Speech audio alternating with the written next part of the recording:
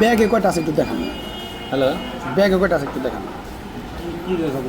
মানে ওষুধ বললাম তো, আমি বললাম ওই তো খুলে দেখান। দেখেন না, 3টা 4টা এখানে নামান, আসে নাই। ব্যাগটা এখানে নামান।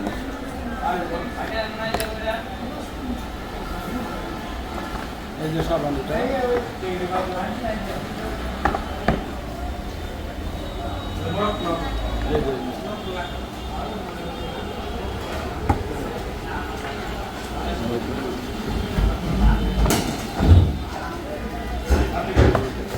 এটার দাম কত ভাই?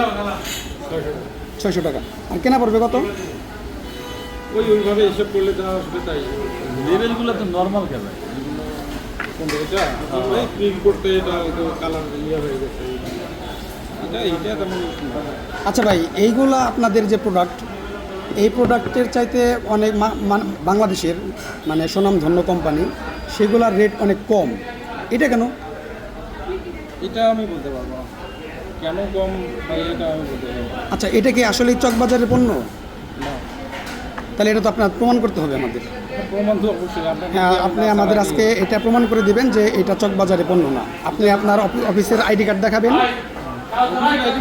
হ্যাঁ, আপনি আপনার অফিসের আইডি কার্ড দেখাতে হবে এবং কি এগুলো সবই আপনার, হ্যাঁ পরিচয় আপনাকে দেবো, এগুলো সবই আমাদের কাছে থাকবে। ঠিক আছে,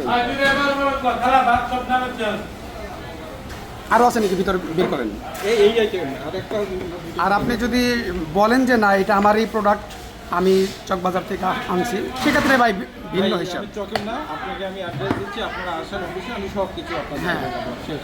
কারণ এখন ইনস্ট্যান্ট একটা ব্যাপার হচ্ছে, ইনস্ট্যান্ট কোনো কিছু আপনি চাইলে হয়তো সবসময় থাকে না। আপনি এখানে জব করতে আসছেন তাই না? আপনি কাছে নাই আজকে, আমি তো আপনি কাউরে হোয়াটসঅ্যাপে ফোন দিয়ে আনান, আপনার আইডি কার্ড থাকবে না? আমার কাছে আছে, ফেসবুকেই আছে কোথাও, আমি বের করেন, দেন সেখান থেকে এনে দেন, দেখি আসলে।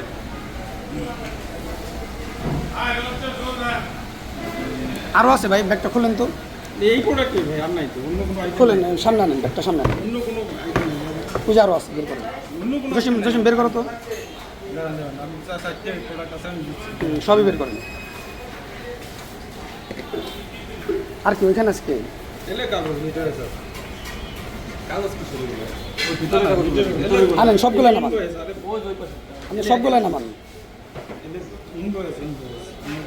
ইনভয়েস মানে কি? দোকানে দিছি, যেই দিলাম তখন আমরা এটা নাম দিয়ে দিই। আর সামনে ওইগুলো সবগুলো বের করেন। মানে ডাক্তারদের ঘুষ দিয়ে, মানে তারা এই নকল ওষুধগুলো করে প্রেসক্রাইব করে, যেটার দাম 2200 টাকা, অথচ এটা উনি আমাদের বলছে প্রায় মানে 1300 টাকার মতো। 1300 টাকারও কম, 53% ছাড় দেন। তাহলে কত? এটা কি ভালো? না, আপনি আমার একটা প্রশ্ন আছে স্যার। স্যার, এই ভাইয়েরা যেটা ডাক্তারকে ম্যানেজ করে, মানে কিছু টাকা পয়সা দিয়ে, এখান থেকে 1% ডাক্তারও পায়। আপনি এখানে থাকেন, এখানে স্যার এখান থেকে যাবেন না কোথাও। স্যার 1% ডাক্তারও পায়।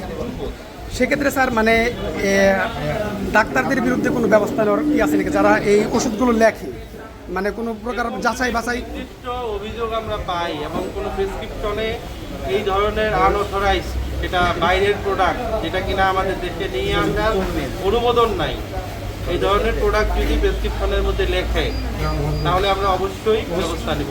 তবে সেটা অভিযোগের ভিত্তিতে, আমাদের কাছে যদি সেই ধরনের অভিযোগ থাকে, আমাদের কাছে যদি প্রমাণ থাকে, অবশ্যই ব্যবস্থা নেব। জি স্যার। এই অপরাধের জন্য ভোক্তা অধিকারের 2009-এর 41 নম্বর ধারায় আপনাকে 20,000 টাকা জরিমানা করা হলো এবং আপনার সাথে যে ওষুধগুলো আছে এই ওষুধগুলো আমি জব্দ করলাম, জব্দ তালিকা তৈরি করলাম। স্যার এগুলো মার্কেটে না 20,000 টাকা হচ্ছে অর্থদণ্ডতা আদায় করবেন, অনাদায়ে আপনাকে আমি 5 দিনের জেল দিলাম। টাকার পরিমাণটা একটু অনাদায়ে 5 দিনের জেল। টাকার পরিমাণটা একটু যদি কমাইতে পারেন আজকে এখনই দিয়ে